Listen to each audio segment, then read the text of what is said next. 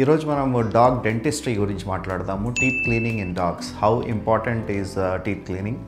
మనకు హ్యూమన్స్లా టీత్ ఉన్నట్టే డాగ్స్ కూడా టీత్ ఉంటాయి, కానీ డాగ్స్కు 44 టీత్ ఉంటాయి, మనకు 32 ఉంటాయి.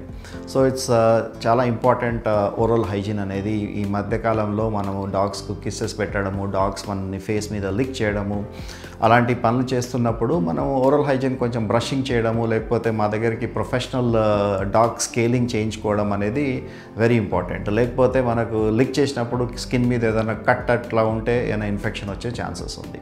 సో డాగ్ టీత్ స్కేలింగ్ అనేది వన్స్ ఎ ఇయర్ మినిమం చేయించుకోవాలి. అండ్ స్కేలింగ్ చేసేటప్పుడు మేము జనరల్గా ఏమైనా క్యావిటీస్ ఉన్నాయా చూస్తాము, లేకపోతే ఏదైనా టీత్ లూజ్ గిట్లా ఉంటే ఏమైనా ఎక్స్ట్రాక్ట్ చేయాలా అనేది చూస్తాం. ఎందుకంటే డాగ్స్ లూజ్ టూత్ ఉన్నా కానీ పెయిన్ఫుల్ ఉంటుంది.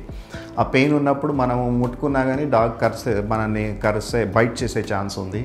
సో అలాంటివి ప్రివెంట్ చేయాలంటే oral hygiene is very important.